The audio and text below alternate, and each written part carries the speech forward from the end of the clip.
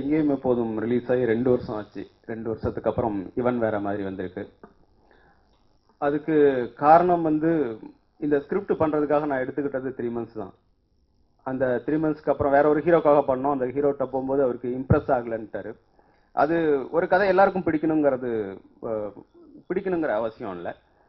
அப்போ எனக்கு கான்ஃபிடென்ட் இருந்தது. ஸோ ப்ரொடியூசருக்கு கான்ஃபிடென்ட் இருந்தது. வேற யாரு கூட போகலாம் அப்படிங்கும்போது கும்கி ரிலீஸ்க்கு முன்னாடியே வந்து அந்த கும்கியோட ட்ரெய்லர் காமிச்சார் போஸ் சார். விக்ரம் பிரபு இதில் நல்லா பண்ணியிருக்காரு, படம் நல்லா வந்திருக்கு, பாருங்க உங்களுக்கு ஓகேவா அப்படின்னாரு. நான் ட்ரெய்லர் பார்த்தேன், எனக்கு பிடிச்சிருந்தது. ஓகே, கும்கிக்கு முன்னாடியே நாங்கள் கமிட் பண்ணிட்டோம்.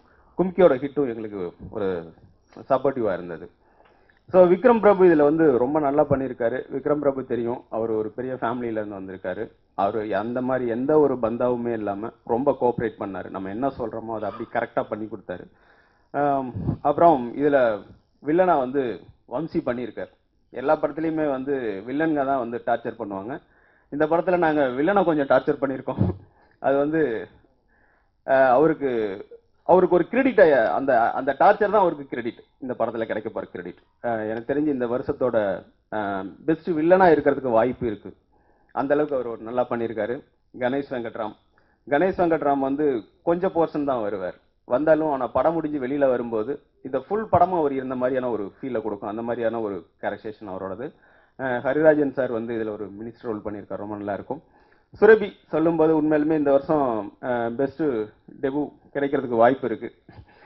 கிளைமேக்ஸில் வந்து உண்மையிலுமே ஒரு பொண்ணுங்க வந்து எப்பயுமே சாஃப்டா ஒரு பயந்த சுபாவம் அப்படிம்பாங்க. அதையெல்லாம் மீறி கிளைமேக்ஸில் தில்லா ஒரு விஷயம் பண்ணியிருக்காங்க. அது நீங்கள் வந்து படம் முடிஞ்சு வெளியில் வரும்போது அது கண்டிப்பாக ஆடியன்ஸும் அதை ஃபீல் பண்ணுவாங்க. டெக்னீஷியன் சக்தி வந்து சக்தியோட எனக்கு தெரிஞ்சு சக்தி வந்து இதில் இந்த படம் வந்து அவருக்கு ஒரு அடுத்த லெவல்னு நான் ஃபீல் பண்ணுறேன். எல்லா டெக்னீஷியனுமே இதில் ரொம்ப நல்லா பண்ணியிருக்காங்க. Art director Vijayamurugan sir, editor Srikar Prasad, சத்யான்னு சொல்லும்போது எனக்கு ரொம்ப ஃப்ரெண்ட்லியாக இருக்கும் அவர் கூட ஒர்க் பண்ணுறதுக்கு. அப்புறம் முத்துக்குமார் சார் ஒரு சாங் எழுதியிருந்தாலும் இதில் சூப்பராக இருக்குது. அப்புறம் விவேகா சார், மணி அமுதவன், இவங்கெல்லாம் சாங்ஸ் எழுதியிருக்காங்க. இதில் எல்லா டெக்னீஷியனுமே எனக்கு ரொம்ப கோஆப்ரேட் பண்ணியிருக்காங்க. அப்புறம் இதில் நான் குறிப்பாக வந்து தேங்க்ஸ் சொல்ல வேண்டியது ப்ரொடியூசர் தான். ஏன்னா நான் பிளான் பண்ணதை விட கொஞ்ச நாள் எக்ஸ்ட்ரா ஷூட் பண்ணியிருக்கோம். அப்போ வந்து எக்ஸ்ட்ரான் போது நான் சொன்ன ப்ராப்ளத்தை அவங்க ஈஸியாக புரிஞ்சுக்கிட்டாங்க. அது ஒரு நல்ல படம் பண்ணுறதுக்கு கண்டிப்பாக ப்ரொடியூசர்ஸோட சப்போர்ட் ரொம்ப முக்கியம். இதில் வந்து போஸ் சாரோட சப்போர்ட் எனக்கு ரொம்ப இருந்தது. இதில் லிங்கு சார் வந்து ஒரு டைரக்டர் ஒரு ப்ரொடியூசராக இருக்கிறது இன்னும் ஒரு ப்ளஸ். என்னன்னா நம்மளோட ப்ராப்ளங்களை சொல்லும்போது அவங்க ஈஸியாக புரிஞ்சுக்க முடியும்.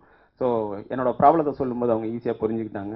அதனால இந்த டைமில் இந்த நான் பிளான் பண்ணதை விட அதிகமாக போனது கூட ஒரு காரணம் என்னன்னா இந்த படத்தை ரொம்ப சிறப்பாக கொடுக்கணுங்கிறது தான். ஏன்னா எங்கேயுமே இப்போதுக்கு அப்புறம் 2 வருஷத்துக்கு அப்புறம் வரோம். அதில் ஒரு எதிர்பார்ப்பு ஒன்று வந்துருச்சு. ஸோ அந்த எதிர்பார்ப்பை ஃபில்லப் பண்ணுங்கிறது ஒரு சின்ன ஒரு கான்சியஸும் உள்ள இருந்தது. இப்போ ஓவராலாக படத்தை பார்த்ததுக்கு அப்புறம் எங்கேயுமே எப்போதும் டைரக்டரோட படம் அப்படின்னு உள்ள வர்றவங்களே இந்த படம் எந்த விதத்திலையும் ஏமாத்தாது. இதுலேயும் நான் ஸ்க்ரீன் பிளே நல்லா பண்ணியிருக்கதா நான் நம்புகிறேன். இதில் எனக்கு கோஆப்ரேட் பண்ண எல்லாருக்கும் ரொம்ப தேங்க்ஸ். இந்த படத்தை நான் பார்த்துட்டேன். படம் ரொம்ப சூப்பராக வந்திருக்கு. நான் ஏன் சொல்கிறேன்னா, எங்கேயும் இப்போ சரவணன் படம் எங்கேயும் இப்போ முடிஞ்சோடனே அவர் கூட படம் பண்ணணும். நானும் வெளியூரில் ஒரு இடத்துல படம் பார்த்தேன். டைரக்டர் பார்த்துட்டு சேம் நம்ம கம்பெனி படம் மாதிரி இருக்குது, இந்த டைரக்டர் வச்சு படம் பண்ணணும் அப்படின்னு சொல்லி அப்புறம் அவர்கிட்ட பேசணும். சார் ஓகே, அவர் ரொம்ப ஓகே. ஸ்கிரிப்ட் சொன்னாங்க. ஸ்கிரிப்ட் சொன்னப்போ 50% தான் சொன்னார். இப்போ 2-3 ஆர்டிஸ்டோட போனோம். அது அவங்களுக்கு கன்வே ஆகலையான்னு தெரில. ஆனால் வந்து ஸ்கிரிப்ட் சொன்னதுக்கும் ஆஃப்டர் மேக்கிங்காக அந்த பிக்சர் பார்க்குறதுக்கும் 200% இருக்குது. நான் சமீபத்தில் இந்த மாதிரி ஸ்க்ரீன் பிளே நேர்த்தியாக ஒரு குட்டி முருகதாஸ் மாதிரி இருந்துச்சு. ரொம்ப அருமையாக படம் பண்ணியிருந்தார். ரொம்ப சந்தோஷம் சரவணன். ஏன்னா ரொம்ப நாளாகிடுச்சு, எல்லோரும் கேட்டுகிட்டே இருந்தாங்க. நமக்கு வந்து படம் நல்லா வரணும், நாள் கணக்கே இல்லை. ஏன்னா ஒன்றே ரிலீஸ் பண்ணி அடுத்த மாதம் ரிலீஸ் பண்ணணும் கிடையாது. நம்ம கம்பெனியில் வர படங்கள் தரமாக இருக்கணும், நல்லா எடுக்கணும்னு சொல்லி தான் அந்தளவுக்கு ரொம்ப தரமான படம் பண்ணி கொடுத்துருக்காரு. அவர் மட்டும் இல்லை, எங்கள் ஹீரோ, நாங்கள் ரிலீஸ் பண்ண ஹீரோ, ரெண்டாவதும் எங்கள் கம்பெனிலே பட்டதில் ரொம்ப சந்தோஷம். நீங்கள் அந்த படத்தில் பார்த்த விக்ரம் பிரபுக்கும் இது அப்படியே என்டையர் வேறு மாதிரி இருக்கார். ஆக்ஷன் ஆகட்டும், சாங், டான்ஸ் கூட ரொம்ப நல்லா ஆடியிருக்காரு. என்ன ரொம்ப நல்லா வந்திருக்கு. இந்த படம் ரிலீஸ்க்கு அப்புறம் அந்த ஹீரோ இங்கே இருக்கிற டாப் 6 ஹீரோவில் அந்த ஹீரோ ஒரு ஹீரோவாக இருப்பார். நிச்சயமாக பெருசாக பேசப்படுவார். அப்புறம் ஹீரோயின் அவங்கள பற்றி முக்கியமாக சொல்லி ஆகணும். அந்த பிக்சரை வந்து நிச்சயமாக இங்கே வேற ஹீரோயின் பண்ணுவாங்களான்னு தெரில, அது சொல்லக்கூடாது. ரொம்ப ரிஸ்கியெல்லாம் படத்தில் பண்ணியிருக்காங்க. அது சீன்ஸ் எல்லாம் சொல்லக்கூடாது. ரொம்ப இந்த ஆஃப்டர் இந்த படத்து ரிலீஸுக்கு அப்புறம் அந்த ஹீரோயினுக்கு பெரிய இடம் இருக்கு இங்கே. தமிழ் சினிமாவில் பெரிய ஹீரோயினாக இருப்பாங்க. அப்புறம் மியூசிக் டைரக்டர் சத்யா ரொம்ப சாங் ரொம்ப நல்லா போட்டிருக்காரு. சாங் நல்லா இருக்கு. ரீரெக்கார்டிங் ரொம்ப ரொம்ப சிறப்பாக பண்ணி கொடுத்துருக்காரு. ரொம்ப தரமாக இருக்கு. அப்புறம் கேமராமேன் சக்தி அவரும் நம்ம என்ன நினைக்கிறோமோ அந்த படத்தை ரொம்ப சிறப்பாக பண்ணி கொடுத்துருக்காங்க. அப்புறம் கணேஷ் வெங்கட்ராம், அப்புறம் வந்து வம்சி வந்து நான் ஷூட்டிங் ஆரம்பித்து இப்போ தான் பார்க்குறேன். அவரை கமிட் பண்ணோம், ஃபோனில் பேசணும், அவ்வளோதான். அவரை பார்த்தே இல்லை. இந்த இந்த ஆப்ஷன் வந்து இந்த வில்லனுக்கு வேற ஏதாவது ரீமேக் பண்ணணும்னா வம்சியை விட்ட ஆள் இல்லை. அந்த அளவுக்கு சிறப்பாக பண்ணியிருக்காரு. ரொம்ப நல்லா இருக்கு. கணேஷ் வெங்கட்ராம் படத்தில் ஒர்க் பண்ண அத்தனை டெக்னீஷியலும் ரொம்ப சிறப்பாக பண்ணியிருக்காங்க. இந்த படத்தை நம்மளும் யூடிவி இப்போ லக்கி, நாங்கள் 2 பேரும் லக்கி டீம். இது படம் ரொம்ப சிறப்பாக வந்திருக்கு. December 13 release. இந்த படத்தை சிறப்பாக பண்ணி கொடுத்த சரவணனுக்கு எங்கள் கம்பெனி சார்பாக மறுபடியும் நன்றி தெரிவிச்சுக்கிறேன். நன்றி, வணக்கம். எல்லாருக்கும் வணக்கம். சரவணன் சாரோட எனக்கு இது 2வது படம். ஸ்டார்டிங்லேயே அவர் சொல்லிட்டாரு, நம்ம கூட்டணிக்கு வந்து ரொம்ப எக்ஸ்பெக்டேஷன் இருக்கும். ஸோ சார் பெஸ்ட்டை விட பெஸ்ட்டாக பண்ணோம் அப்படின்னு சொல்லிட்டாரு. ரொம்ப ஹார்ட் ஒர்க் பண்ணோம், நிறையா ஒர்க் பண்ணோம். பாடல்களை விட ரீரெக்கார்டிங்க்கு இன்னும் நிறையா டைம் தேவைப்பட்டுச்சு. ஸோ எனக்கு அந்த எக்ஸ்ட்ரா டைம் கொடுத்த ப்ரொடியூசருக்கும் என்னோட தேங்க்ஸ் பண்ணுறேன். கண்டிப்பாக எல்லாருக்கும் பிடிக்கும். கிளைமேக்ஸ் வந்து நான் மட்டும்தான் இந்த படம் ஃபுல்லாக பார்த்துருக்கேன். ஸோ கிளைமேக்ஸ் நான் அவ்வளோ வாட்டி பார்த்துருக்கேன். கிட்டத்தட்ட ஒரு 200-300 வாட்டி பார்த்துருப்பேன். பட் இன்னும் கூட எனக்கு போர் அடிக்கல. அந்தளவுக்கு ஒரு விஷுவல் ட்ரீட்டாகவும் ரொம்ப நல்லா இருக்கு. ஸோ கண்டிப்பாக அது ஒரு வெற்றி படமாக நம்புகிறேன். போஸ் சாருக்கு என்னோட நன்றி, சரவணன் சாருக்கு நன்றி. அனைவருக்கும் என்னுடைய காலை வணக்கம். எங்கேயும் எப்போதும் திரைப்படத்தில் சரவணன் இயக்கத்தில் சத்யாவோட இசையில் நான் 3 பாடல்கள் எழுதியிருந்தேன். சொட்ட சொட்ட நனைய வைத்தாய், உன் பெயரே தெரியாதே, கோவிந்தா கோவிந்தா, அந்த 3 பாட்டும் பிரபலமாச்சு. அதே போலவே இந்த படத்தில் என்ன மறந்தேன் என்று தொடங்கக்கூடிய ஒரு பாடல் எழுதியிருக்கேன். காதலிக்கும் போது நம்மை சுற்றி இருக்கிற எல்லாவற்றையும் நாம் மறந்து விடுவோம், நம்மை தவிர. ஒரு பெண் காதலிக்கும் போது என்னென்ன மறப்பாள் என்பது தான் இந்த பாட்டோட பட்டியல்.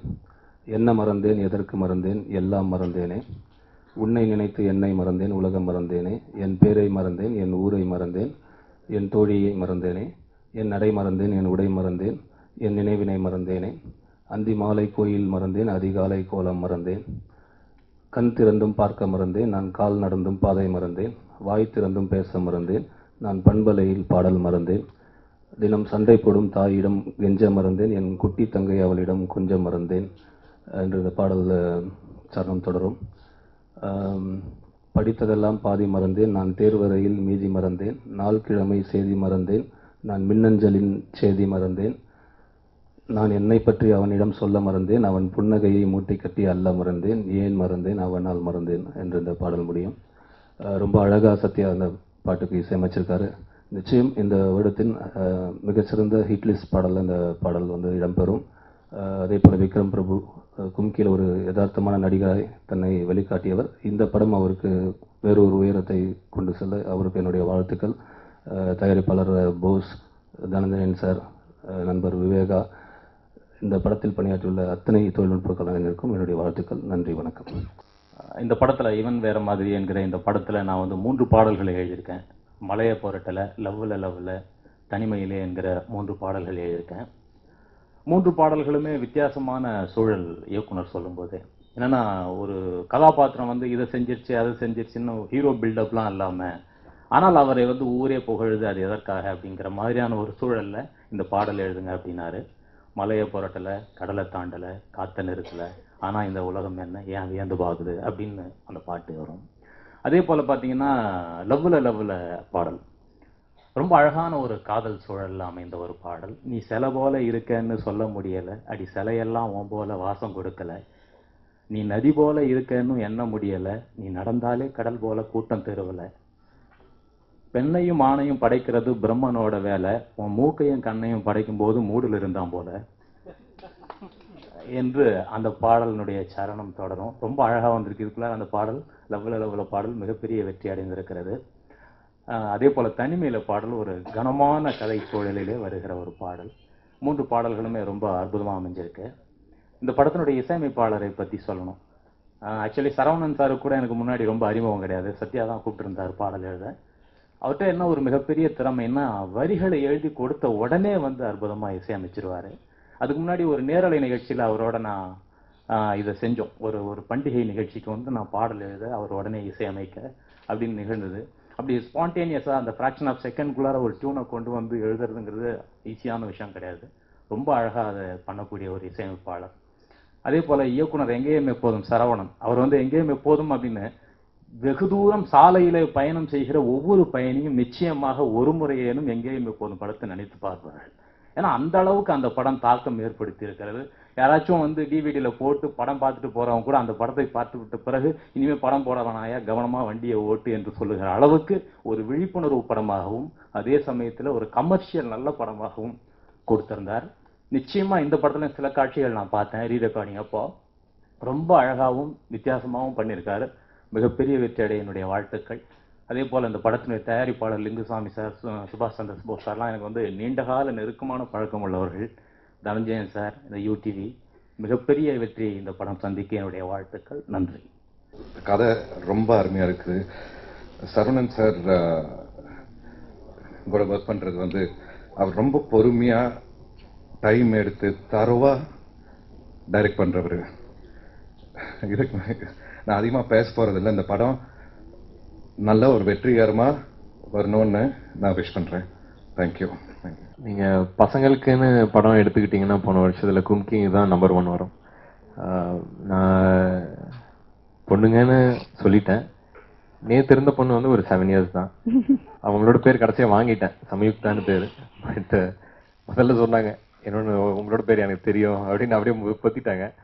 பட் ஜென்ரலாக கும்கிங்கிறது வந்து ஒரு எல்லாரும் பார்க்க வேண்டிய படம், எல்லாரும் பார்க்க முடிகிற படம், சின்ன பசங்களும் சேர்ந்து.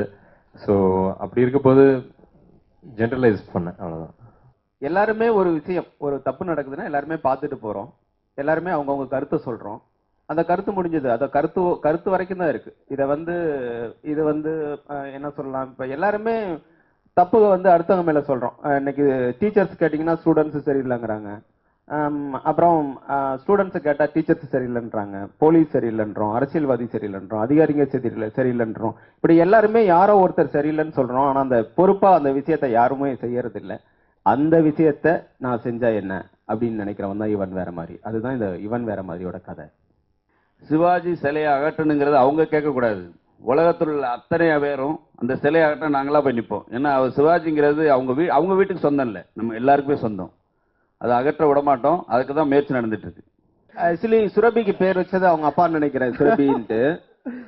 அதனால அந்த பேர் நல்லா தான் இருந்தது, தமிழ் பேரும் கூட சுரபிங்கிறது. அதனால ஏன் நம்ம இன்ட்ரடியூஸ் பண்ணுங்கிறதுக்காக நம்ம பேர் வைக்கணும், நல்ல பேர் தானே, அப்படியே விட்டுட்டோம். இங்க இருக்கிற டெக்னீஷியன் யாரை கேட்டாலும் கொஞ்சம் ஜாஸ்தி பேசுவாங்க. ஏன்னா நாங்க கதையை பத்தி நிறைய டிஸ்கஸ் பண்ணியிருக்கோம், நிறைய நாள் படம் எடுத்திருக்கோம் இல்லையா. அதனால நிறைய கதையை பத்தி நிறைய பேசியிருக்கோம். அதனால நீங்க லொகேஷன் பத்தினா அந்த ஒரு லொகேஷனை வந்து நாங்க 6 மாசமா தேடணும்னா கண்டிப்பா நீங்க நம்புறது கொஞ்சம் கஷ்டமா இருக்கும். உண்மையாலுமே 6 மாசம் தேடி ஒரு லொகேஷன் கண்டுபிடிச்சோம்.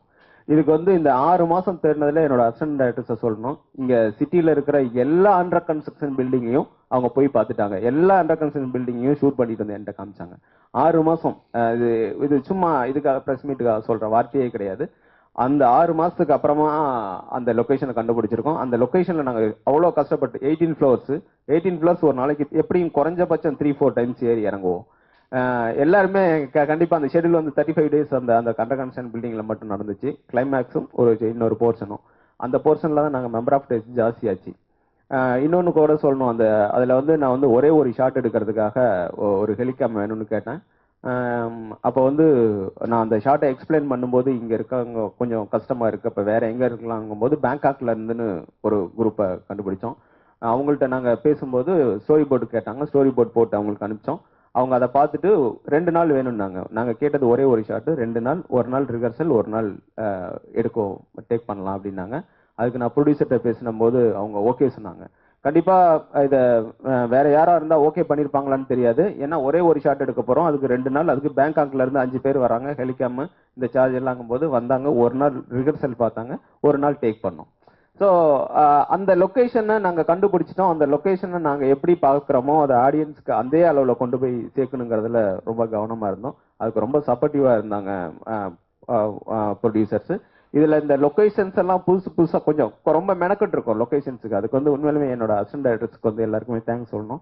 அதில் வந்து ரமேஷ், பாபு, சந்தோஷ், ஜெரி, பழனி, கோவிந்த் இவங்க எல்லாருமே ரொம்ப சப்போர்ட்டிவாக இருந்தாங்க இந்த படம் பண்ணுறதுக்கு. கண்டிப்பாக நான் அசிஸ்டன்ட் டைரக்டர்ஸ்க்கு வந்து முன்னாடி தேங்க்ஸ் சொல்லியிருக்கணும், அது நான் மறந்துட்டேன். அவங்க ஏன்னா 2 வருஷம் என் கூட ட்ராவல் பண்ணியிருக்காங்க. ஒரு படத்துக்கு 2 வருஷம் ட்ராவல் பண்ணும்போது அவங்களோட 2 வருஷத்தை ஒரு ஒர்த்தா இருக்கணும். கண்டிப்பாக இந்த படம் இது கூட இந்த படம் முடிஞ்சு அவங்க வெளியில் போய் நான் இவன் வேற மாதிரி ஒர்க் பண்ணியிருக்கேன் என்கிட்ட கதை கேளுங்கன்னா கண்டிப்பாக யாராக இருந்தாலும் கேட்பாங்க. அந்த மாதிரி ஒரு படமாக இருக்கும். அதனால அவங்களும் இதை பெருமையாக சொல்லிக்கலாம். பிஹைண்ட் வுட்ஸ் நேயர்களுக்கு வணக்கம். நான் உங்கள் விக்ரம் பிரபு பேசுகிறேன். இன்னைக்கு ஈவன் வேறு மாதிரியை பற்றி பேசுகிறோம். ஒரு வேறு மாதிரியான படம். என்னோட முதல் படத்துலேருந்து கும்கிலேருந்து திருப்பதி பிரதர்ஸே என்னை இந்த படத்தில் ப்ரொடியூஸ் பண்ணியிருக்காங்க. ஒரு பெரிய பெருமை தான் ப்ரொடியூசர்ஸ் திருப்பியும் எடுத்து ஒரு ஆர்டிஸ்ட்டை ப்ரொடியூஸ் பண்ணுறதுன்னா, அதுவும் இந்த மாதிரி ஒரு பெரிய படமாக ஆக்ஷன் ரொமான்டிக் படமாக செஞ்சுருக்காங்க. எங்கேயும் எப்போதும் சரவணன் சார் இந்த படத்தை டைரக்ட் பண்ணியிருக்காரு. உங்களுக்கு எங்கேயும் எப்போதும் நீங்கள் பார்த்துருந்தீங்கன்னா உங்களுக்கு தெரியும் ஸ்கிரிப்ட் எவ்வளோ டைட்டாக இருக்கும்னு. ஸ்க்ரீன் ப்ளே பயங்கரமாக இருக்கும். ஸோ அதே மாதிரி இதுக்கும் ஒரு ஆக்ஷன் ட்ராமாக்கு எப்படி இருக்கணுமோ அந்த மாதிரி செஞ்சுருக்காரு. ஒரு திருப்பியும் ஒரு டிஃப்ரெண்ட் எக்ஸ்பீரியன்ஸாக இருக்கும்னு நினைக்கிறேன். நிச்சயம் போய் தியேட்டரில் எக்ஸ்பீரியன்ஸ் பண்ணுங்கள். தேங்க்யூ. பிஹைண்ட் வுட் நேயர்களுக்கு வணக்கம். நான் தான் யுவன் வேற மாதிரி ப்ரொடியூசர் போஸ் பேசுகிறேன். நம்ம இந்த படத்தில் வந்து ஒர்க் பண்ண அத்தனை டெக்னீஷியன்களும் சரி ரொம்ப தரமாக படம் பண்ணி கொடுத்துருக்காங்க என் கம்பெனிக்கு. லாஸ்ட் இயர் எங்கள் கம்பெனியில் வழக்கன் ஆகட்டும், கும்கி ஆகட்டும், வேட்டையாகட்டும் எவ்வளோ நல்ல பெரிய ஹிட் படமாக இருந்துச்சு. அதே மாதிரி 1 இயருக்கு அப்புறம் நம்ம கம்பெனியில் ரிலீஸ் ஆகிற படம் நம்மளும் யூடிவி சேர்ந்து பண்ணியிருக்கோம். இந்த படமும் நான் படம் பார்த்துட்டு ரொம்ப நல்லா வந்திருக்கு. இந்த படம் ரொம்ப நேர்த்தியாகவும் ஸ்க்ரீன் பிளேயில் வந்து லாஸ்ட்டாக ஒரு 2-3 இயர்ஸில் வந்த படங்களில் ஸ்க்ரீன் பிளே ரொம்ப பெஸ்ட் பிக்சராக இருக்கும்னு நினைக்கிறேன். இதுக்கு முழு காரணம் சரவணனுக்கு வந்து ரொம்ப நன்றி சொல்லிக்கிறேன். நன்றி, வணக்கம். Hi, this is Dhananjan from UTV Motion Pictures. We are very happy to present the film Even Vera Madri with Tirupati Brothers. You have seen the combination coming last year with the hit film Vettai, and this year is going to be Even Vera Madri. Like the title, it is different film. It's not a conventional commercial film. It's a very different kind of film. You will definitely enjoy because it's coming from director M. Saravanan, who has given a super hit film in Enge Podum. And last year we saw Kumki from Vikram Prabhu. He has given a super hit film. Both this super hit people are joining in this film, and definitely you're going to have a different experience, which I guarantee you. The film has got very good casting. Surabhi, a new heroine, is introduced. Along with that, Ganesh Venkatram, Vamsi. It's a good combination of artists and technicians. Superb combination. We got good music from Satya. The songs are already on the top charts, and you're going to experience a different kind of film on December 13th in theaters. Do watch and tell us about how much you enjoyed the film. Thank you so much. My wishes to the viewers of BehindWoods.com. I'm Hariraj speaking. You must have seen me many times in Valli, Vandi Cholasandrasa, Isai Payanam, Vasantha Malargal. But after a gap of 10 years, I put my foot back into cinema. இப்போ வந்து interesting characters, villain அந்த மாதிரி Rolle's பண்ணுறேன். இந்த படம் இவ வேறு மாதிரியில் நான் வந்து ஒரு லா மினிஸ்டர் கேரக்டராக பண்ணியிருக்கேன். இந்த படம் அருமையாக வந்திருக்குது. டைரக்டர் சரவணன் ரொம்ப சூப்பராக நிதானமாக டைரக்ட் பண்ணி ரொம்ப தரவாக டைரக்ட் பண்ணியிருக்காரு. கேமராமேன் சத்தி ரொம்ப அருமையாக பிடிச்சிருக்காரு எல்லா சீன்ஸும். விக்ரம் பிரபு பற்றி சொல்ல போனால் he is a very soft nature, very nice gentleman, and I wish him all success. I wish the film all success. I hope the movie has a grand launch. My wishes. Thank you.